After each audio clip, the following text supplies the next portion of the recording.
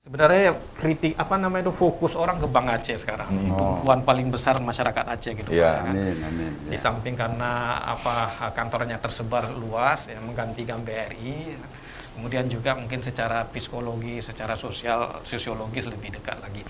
Nah, ini bagaimana realisasi PEN selama pada periode pertama kemarin Pak Ejir ini? Iya. Ini masyarakat nunggu-nunggu supaya nih ke depan juga bisa disalurkan lebih banyak lagi gitu ya. Iya. Baik Pak Din, Pak Safredi yang kami hormati, Pak Isri, Pak Din, para sederalun yang ikut serta dalam kegiatan sore hari ini. Pertama sekali kami dari Bank Aceh menyampaikan terima kasih kepada Ibu Menteri Keuangan melalui Pak Safredi yang di Aceh yang telah mempercayakan Bank Aceh sebagai salah satu bank umum penyaluran dana pemberdayaan ekonomi nasional di Indonesia ini. Kemudian kepada Pak Yusri sebagai otoritas yang telah merekomendasi Bank Aceh untuk sebagai salah satu bank penyalur dana PEN di Indonesia. Pak Din dan yang berbahagia bahwa penilaian oleh Kementerian Keuangan terhadap bank yang dapat menyalurkan dana PEN itu berapa tingkat, Pak? Tingkat kesehatannya harus pada tingkat yang sehat. Itu saya dengan OJK. Kemudian punya infrastruktur yang cukup untuk itu. Kemudian punya rating bank itu atau lembaga itu sebagai investment grade. Dan kita telah dinilai oleh Pepindo sebagai bank yang pada kategori ratingnya investment grade. Karena memenuhi syarat itulah, maka kepada Bank Aceh dipercayakan sebagai salah satu bank umum penyaluran dana PEN di Indonesia. Nah, Bapak yang berbahagia, tadi disinggung bahwa dana ditempatkan oleh pemerintah itu adalah sebesar 300 miliar. Dengan margin yang di bawah seperti biasa. Dengan di bawah seperti biasa diharapkan bank menyalurkan pun di bawah seperti yang harga pasar berlaku selama ini.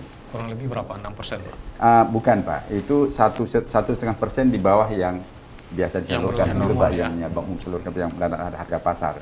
Kalau sehingga harga itulah pasar 14 dia kurang. Kalau harga pasar 12 dia 10,5. Kalau harga pasar 11 dia 9 jadi 9,5. Itu apa selisihnya itu ditanggung oleh pemerintah Pak, selisih? Itu karena ini dana tadi Pak juga kurang. Nah, sehingga marginnya juga bisa kekurangkan. Hanya saja di sini ada gap.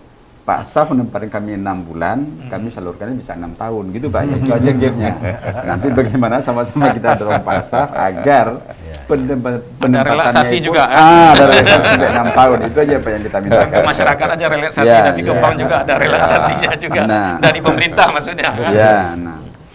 Sebagai tambahan berikutnya, kenapa tadi kami mencapai 5 kali daripada leverage ataupun daya ungkit yang diharapkan? Pak Saf dan pemerintah mengharapkan daya ungkitnya 2 kali. Kalau ditempatkan 300 miliar, kami haruskan minimal 600 miliar. Tapi Bank Aceh menyalurkan sampai 5 kali. Itu tidak lain karena kenapa? Karena rasa ingin membangun daerahnya secara lebih besar. Kita tahu yang bahwa di Aceh ini pemimpin besar hanya 2 bank. Bank BSI dan Bank Aceh, Bank Aceh. Ya Pak ya, yang namanya. Yang dulu sering saya katakan dilayani oleh teman-teman kita 5-6 bank. Ada Bank Mandiri, ada Bank BRI, ada Bank BNI dan BCA sebagainya. Ikut mendorong yang seperti itu.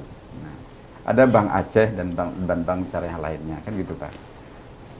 Untuk melayani 5 juta masyarakat Aceh, sekarang hanya tinggal kami 2, BSI dan Bank Aceh yang besar.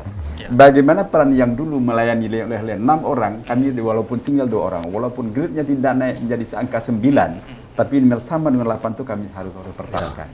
Oleh karenanya maka suatu kewajiban bagi kami lah yang bahwa kenapa daya ungkit sampai 5 kali, kalau bisa 6 kali ya Pak ya, yang walaupun Pak Staf hanya menempatkan 6 bulan Pak, kami menempatkan sampai 6 tahun, bahkan sampai 10 tahun ya Pak ya, yang itu yang dipegang Pak Din. Itu dibenarkan Pak Sapriyadi kalau ini pemerintah kan 6 bulan, tapi Bank Aceh menyalurkan sampai 5 tahun boleh. Itu judgement dari perbankan Pak ya. Ya kan? Perbankan kan pasti punya sense of business gitu kan ya kan. Dan tadi yang paling penting itu adalah rasa ingin membangun, berkontribusi terhadap daerah itu yang perlu kita appreciate Pak ya. sebagai judul tadi Pak Din inilah stimulus. Jangan lupa Pak ya, stimulus. Ya. Jadi ini bagaimana pemerintah lewat Pak Syarif menstimulus bahwa bank itu bergerak, teman-teman. Oke, kita harapkan 1,5 triliun menjadi 3 triliun gitu. Iya, gitu. Ada nilai perputarannya.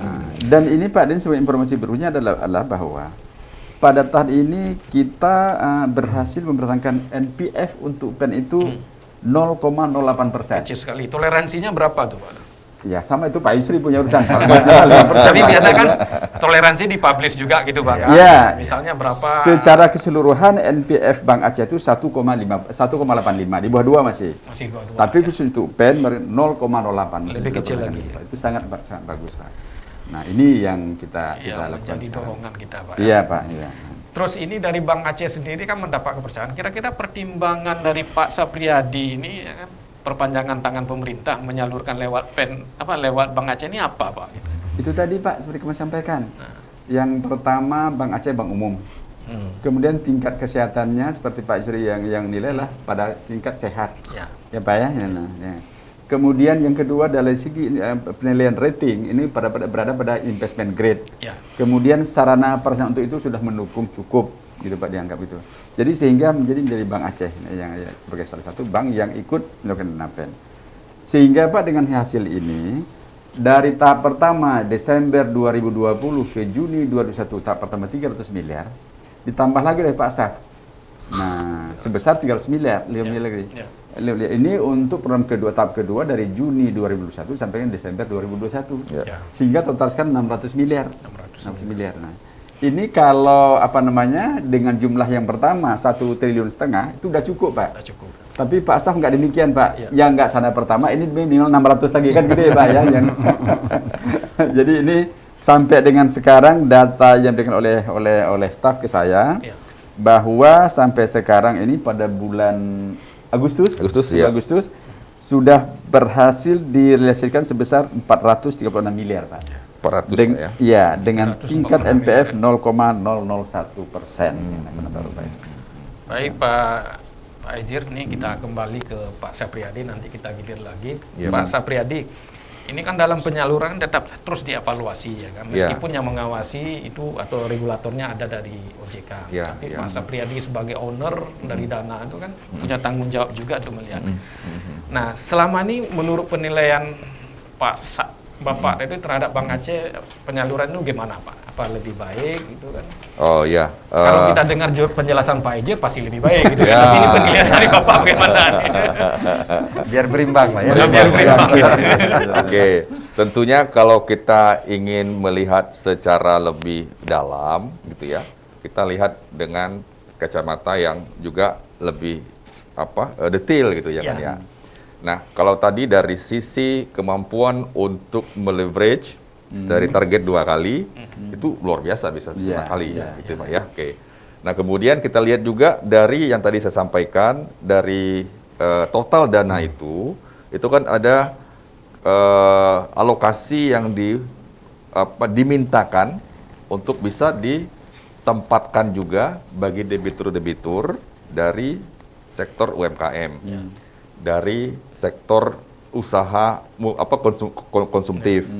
Ada juga yang dari sisi korporasi. Nah, itu kan ya.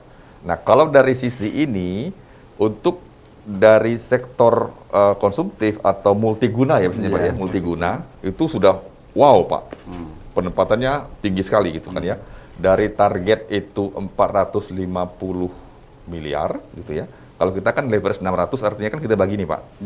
450 miliar itu untuk konsumtif, 90 miliar itu untuk UMKM, 60 miliar untuk korporasi.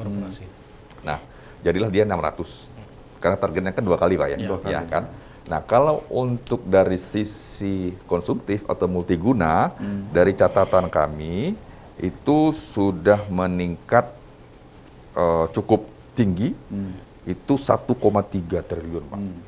Dari target 450 tadi. Ya kan? Ya kan ya cukup banyak gitu ya. Karena memang mau tidak mau kita harus bisa melihat secara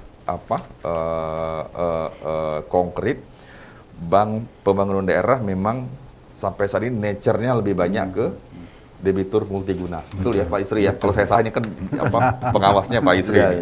Nah, jadi memang kita untuk bergerak dari nature itu butuh effort yang luar biasa, butuh waktu gitu Pak ya. Jadi nature-nya BPD memang lebih banyak ke multiguna gitu Pak ya. Nah, jadi kita lihat dari target tadi 450 miliar dari program yang pertama, jadi jilid pertama, Bank Aceh sudah bisa menempatkan 1,3 triliun ya, itu ya dari sisi multiguna. Kemudian dari sisi UMKM dari target tadi 90 miliar itu sudah bisa ditempatkan itu 111 miliar. Artinya sudah di atas juga targetnya. Nah, yang memang yang butuh kita perhatian adalah dari sisi korporasi, Pak. Dari targetnya 60 miliar itu baru alokasikan, baru bisa dijadikan pinjaman adalah sebesar 33 miliar. Artinya masih di bawah. Masih bawah. Ya, memang menurut saya di satu sisi kenapa ya kok bisa di bawah itu? Bukan ya. Ya mungkin di Aceh dampak dari pandemi juga terasa Pak ya dari sisi korporasi. Atau juga mungkin korporasinya memiliki daya tahan lah gitu ya. Daya tahan sehingga tidak membutuhkan stimulus stimulus bank. Nah, jadi secara umum 1,5 kali 5 kali leverage itu kan ya. Kemudian kalau kita breakdown dari sisi konsumtif mungkin lebih tinggi. Dari sisi UMKM lebih tinggi juga. Tapi korporasi nah itu kan ya. Mungkin kalau kita lihat dari sisi itu ada yang memang ada yang memang tidak Nah, memang kita sejujurnya nih Pak Din, Pak Aizir dengan Pak Yusri, kami bersama-sama ini pengen mendorong sebenarnya ayo dong Pak Aizir UMKM-nya lebih banyak dari yang kemarin itu kan ya kan, walaupun sebenarnya sudah lebih tinggi daripada target plafon, tapi ayo dong gitu kan ya, karena UMKM kita di Aceh ini kan menjadi backbone perekonomian di Aceh gitu kan ya. Nah, jadi mungkin harapan kita mungkin satu lagi nih Pak, melihat kinerja Bank Aceh, penyaluran pen yang cukup bagus, kemudian juga kebutuhan modal masyarakat gitu Pak kan. Ketika keadaan makin sulit dan pandemi ini masih panjang, apa ada kemungkinan pemerintah meningkatkan penyaluran dana? Karena di daerah lain tuh mungkin sampai 5 triliun, 6 triliun, bahkan kalau di Aceh mungkin tadi 300 miliar, 600 miliar perkalian. Mungkin ada upaya seperti itu dari pemerintah pusat, Pak? Atau ada sinyal itu? Oh iya Pak Den ya. Memang sampai dengan saat ini kita pun tidak pernah tahu kapan pandemi ini akan berakhir. Belum pernah tahu Pak ya. Kita udah yakin kemarin dengan program pemerintah vaksinasi sudah kita mulai gitu ya. Tapi ternyata timbul pula varian baru yang katanya lebih ganas gitu kan ya. Jadi kita pun berarti yang selama ini kita berpikir untuk lari sprint 100 meter kayaknya kita lari maraton ya Pak. Nah, dari postur kan beda nih. Kalau kita kemarin nonton orang olimpiade itu kan pelari maraton tuh lebih slim Pak ya dibanding dengan pelari sprint kan lebih berotot. Nah, mungkin kita juga berpikir seperti itu. Kita mungkin perlu mencari alternatif. Bisa jadi kemungkinan kita akan sedikit lebih panjang. Nah, oleh karena itu, saya yakin juga pemerintah akan menyikapi itu, ya, belajar dari apa yang kita hadapi sebelumnya. Saat Februari Maret 2020, pemerintah pada saat itu mengeluarkan paket stimulus 1, paket stimulus 2. Tapi ternyata semakin berkembang pandemi, sehingga muncullah PEN. Ya kan ya, PEN ternyata tidak selesai juga tahun 2020 dengan alokasi 695 tadi disampaikan. 2021 ternyata masih ada, naik alokasinya menjadi 699 triliun Pak. Nah, ternyata sampai dengan Juni kemarin, pandemi kita semakin bahkan melebihi rekor dunia. PEN kembali bertambah Pak. Tidak hanya 699, kemarin di Juli, pertengahan Juli itu, APBN untuk PEN bergerak naik menjadi 744 Pak. 744 triliun. Naik sekitar 6,5% dari yang kemarin. Nah, artinya saya pikir pemerintah kemungkinan besar akan selalu melihat kondisi ini gitu Pak ya. Karena pandemi ini menghantam tidak hanya dari sisi supply, tapi juga demand dan supply. Semuanya terkena Pak. Karena itu dua sisi ini pasti akan diperhatikan oleh pemerintah. Tapi di Aceh, saya pikir dengan penempatan 300 itu, Pak Yusri juga tahu, mungkin salah satu provinsi BPD yang cukup besar juga Pak. Ada yang cuma dapat 100 Pak. Ada yang 200, ada yang 2,5. Yang paling besar kalau nggak salah itu hanya sekitar 500 Pak ya. 500 miliar kalau nggak salah di BPD yang lain. Nah, yang besar memang dari Bank Himbara, Pak. Nah, itu yang tadi Pak Yusri bilang sampai 10, itu yang kita maksud tadi Pak, kan sebagai kompensasi ketika Bank Himbara tidak ada, ini kan juga peran dari Bank. Betul.